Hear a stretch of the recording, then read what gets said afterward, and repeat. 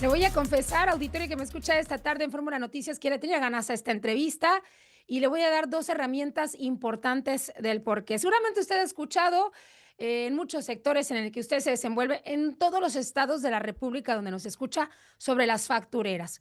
¿Qué son las factureras, auditorio? Son empresas que emiten facturas de operaciones simuladas o inexistentes con el fin de evadir impuestos, lavar dinero o desviar recursos. El SAT, que es el Servicio de Administración Tributaria, las clasifica como empresas que facturan operaciones simuladas, que son los EFOS, y que en recientes años, pues obviamente conforme van cambiando los gobiernos y se han dado acusaciones, pues han señalado a muchos exgobernadores, gobernadores, alcaldes de cometer este tipo de delitos. Pues ahora me remonto a esta semana que pasó, cuando el gobierno de la presidenta Claudia Sheinbaum anunció que pondrá en marcha una nueva medida para combatir la evasión fiscal y frenar la creación de empresas que simulan este tipo de operaciones. Como parte del paquete económico 2026 que se discute en el Congreso de la Unión, se busca, dijo, reforzar los controles de los registros federales de contribuyentes y armonizar el Código Fiscal de la Federación con la reforma constitucional del 2024, el artículo 19, que tipificó la venta de facturas falsas como delito grave. Te agradezco mucho, de verdad, como siempre, Michelle Levien, especialista en anticorrupción, antilavado y cumplimiento normativo, esta charla en Fórmula Noticias. ¿Cómo estás? Encantado, muchas gracias. Gracias por invitarme. Al contrario, Michelle, gracias, gracias a ti. La primera pregunta que quiero hacerte es, ¿se podrá combatir este monstruo de mil cabezas que ocurre en todos los rincones del país? Pues es difícil. Podemos entrar en los tecnicismos y se vuelve una plática muy interesante, pero todo se reduce a lo que la autoridad le llama la materialidad.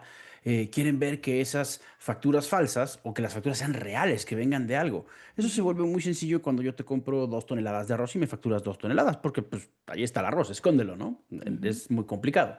Pero cuando alguien, por ejemplo, como yo, un abogado, un especialista en servicios, te emite una factura y te dice por el estudio de viabilidad de qué sé yo qué cosa, pues te doy un PDF, ¿no? O sea, y eso no es necesariamente malo, pero es muy difícil ver que realmente ese dinero se corresponda con lo que nos están entregando y no nada más, pues descargo algo de Wikipedia y te lo vendo en el entre 1 y 5% es lo que suelen vender las facturas. Entonces, la idea es muy buena, pero mientras sigan existiendo mientras las personas puedan hacer su trabajo como lo quieren hacer, y eso es parte de la Constitución, del artículo quinto, tenemos derecho a trabajar en lo que queramos, mientras eso exista, pues siempre va a haber pues un punto ciego, una zona de sombra en la que los malos van a poder esconderse y decir, pues sí, sí, yo te di este servicio, tal o cual cosa, y pues demuéstrame que no es cierto, ¿no?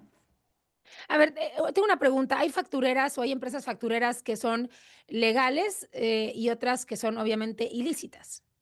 Pues, a ver, si eres facturera, estás en lo ilícito, ¿no? Ok, O sea, pero también depende, porque esta idea de facturera o esta palabra, pues nos la inventamos en la calle. así es. Tú hablaste de los EFOS y de los EDOS, y eso ya es una cosa muy, muy particular. Lo que dice la ley es, si tú haces una operación y das una factura por esa operación y en el fondo nos damos cuenta de que te descubrimos que no existe, se te aparece el diablo en patines. Y lo mismo para la persona que lo usa, ¿no? Entonces, si, suponiendo que cuando decimos factureras hablamos de eso, siempre va a ser ilícito, porque lo que estamos diciendo es, Ujú. te vendo una factura por el valor de la factura, para que tú puedas llevarse al gobierno y decir, quiero deducir esto. Lo que estás pagando es eso, en lugar de pagar un servicio. Mientras la gente pague facturas, que es pues nada más maquillar la operación en lugar de realmente pagar productos, servicios, bienes, lo que se hace en la economía normal, siempre va a ser ilícito. Así es, Michelle. Cuando se investiga la corrupción, sobre todo lo voy a decir desde la Ujú. trinchera periodística, hemos visto cómo el SAT ha tachado muchas de estas, pues, EFOS, obviamente, o empresas, y las ha colocado en esta zona de restricción o negativa, pero también con el paso de los años ha desempolvado a varias que terminan integrándose, obviamente, también algunos gobiernos para ser proveedores. ¿Qué margen tiene el SAT actualmente para eliminar, sancionar y evidenciar este tipo de empresas? Tienen los dientes que siempre han tenido, es un tipo de fraude fiscal y ahora, como dijiste, en la reforma constitucional lo Ujú. hacen grave, lo que significa, el hecho de que sea grave quiere decir que tienen más dientes para al principio de la investigación, tal vez te pueden llevar detenida, ojalá que no, te pueden llevar detenida y tenerte detenida mientras se resuelve. Lo hacen un poquito más complicado o le dan más dientes al SAT. El gran problema en todos los delitos financieros, realmente, pero particularmente en el tema de la falsificación de facturas o fraude fiscal de falsificación de facturas y el lavado de dinero, es que son muy complejos. O sea, es gente muy hábil, ¿no? Y entonces mete muchas operaciones y los más hábiles. No estoy diciendo nada que no se pueda decir legalmente. Los más hábiles mezclan las operaciones reales con las que no. Mm, Entonces tienes un despacho, por ejemplo, imaginemos que el despacho de Michelle es facturero y entonces sí presta sus servicios y atiende a sus clientes, pero atiende a 10 clientes y le factura a 12. Entonces es súper difícil. Ese es ujú. un aspecto. Y el otro aspecto ya es el de la corrupción, lo que nosotros llamamos corrupción burocrática, de niveles menores hacia abajo. Cuando tú dices, cuando la ley dice, tienes que demostrar que atrás de esa factura hay algo que lo respalda, pues le va a dar el poder a alguien de que lo revise. Entonces imagínate que Michelle está trabajando en el SAT, le toca hacer una revisión de una empresa, de una firma, de qué sé yo, y entonces se da cuenta de esto está sospechoso, yo quiero ver, pues aquí no hay 2 toneladas de arroz que lo respalden, sino solamente un estudio de viabilidad, estudio de mercado, qué sé yo. Oye, ¿me puedes demostrar que existe? Le está dando poder a esa revisora, lo que nosotros, los más ñoños de la anticorrupción, le llamamos el monopolio del ejercicio del poder. Esas posiciones son puntos clave, puntos muy, muy propensos a la corrupción, porque lo que decida esa persona es material o no es material, se acredita que se hizo o no se acredita que no se hizo, Ujú. solo lo decide esa persona, ¿no? Y el SAT no puede estar, es muy difícil para el SAT vigilar a los Así vigilantes. es, así es. Entonces, al darle dientes al SAT en general para combatir los CEFOS, los CEDOS, las factureras, también está creando otros puntos en los que pues, pueden ser puntos álgidos o muy susceptibles a la corrupción.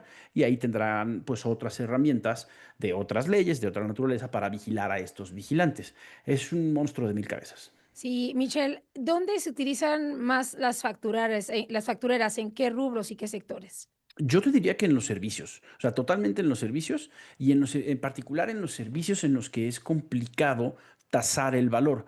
Mientras sea un servicio más viejo, el mercado está, o sea, los consumidores, las consumidoras, estamos más acostumbrados a verlo. Y entonces, si alguien te dice, te voy a dar un ejemplo muy bobo, ¿cuánto cuesta un corte de pelo? Pues hay variaciones, pero según los niveles, todos sabemos que un corte de pelo no te va a costar 50,000 pesos, no tendría Ujú. sentido, ¿no? Porque ya sabemos, pues, cómo funciona el mercado.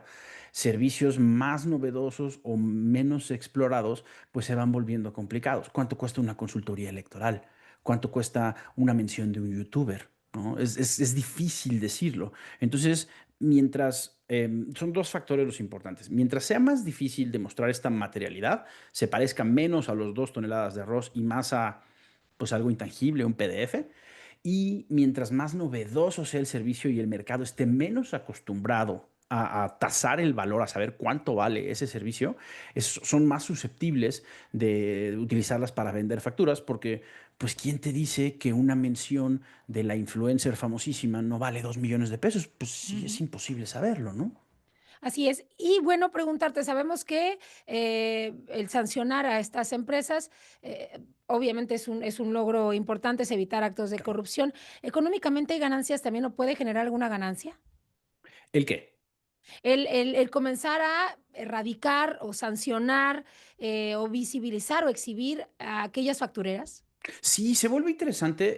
Realmente la ganancia es el reducir la defraudación fiscal, ¿no? Te voy a dar Ujú. un ejemplo muy bobo. Se han hablado de los 600,000 millones de pesos, que es el agujero que deja el huachicol fiscal, ¿no? Sí. Ese es dinero que el fisco, que el gobierno, nuestro dinero, nuestro gobierno, deja de ganar. Debería de estar con ellos y está, pues otro día platicamos en dónde. Aquí pasa algo similar. Las factureras, cuando la facturera deja de ganar dinero, perdón, cuando la facturera gana dinero, ese es dinero que el gobierno deja de ganar. Entonces se vuelve redituable. Y también es interesante que cuando una fiscalía te lleva a juicio, ¿no? Por un juicio penal, etcétera, pues puede también tener ciertos beneficios. Y otra cosa que es importante, en la nueva reforma de antilavado, la Secretaría de Hacienda ya dicen puede tener el carácter de víctima. Son 2 renglones, es chiquitito, pareciera algo muy sencillo, pero en las leyes mexicanas la víctima puede reclamar compensación. Y entonces, antes de que le paguen a cualquier otra persona, la víctima puede decir, oye, no, me hiciste daño, págame, ¿no? Entonces, por ciertos delitos, estamos hablando en este caso del lavado, pero cuando vengan vinculados, pues la misma secretaría va a poder decir, oye, no solamente te toca pamba porque pues, te portaste mal y dijiste mentiras, ¿no? Fraude Ujú. fiscal, pero además págame porque yo soy la víctima. Entonces, Sí. pues sí, sí puede haber un incentivo interesante, Mi económico. Michelle, nos queda un minuto y agradecerte siempre la charla contigo. Espero nos dé la oportunidad de hablar contigo más adelante. Por último, rápido, en redes sociales nos preguntan, ¿cuánto vale la nueva legislación en ingresos adicionales? Es la pregunta que nos hacen. Uy, yo creo que es imposible. Honestamente, yo creo que si alguien te dice, yo estoy segura de que vale tantos pesos, sal corriendo para el otro lado. Es muy difícil. Tendríamos que entender de qué tamaño es el agujero, o de qué tamaño es el daño que nos hacen las factureras Así y es. qué tan eficaz va a ser esta ley. Son dos preguntas muy complicadas de contestar. Entonces voy a decir Sí. algo que los abogados no nos gusta decir, no lo sé. Más adelante platicamos, Michelle. Un abrazo. Muchísimas gracias, que estés muy bien. Gracias a ti. Buena tarde. Vamos a una pausa y volvemos.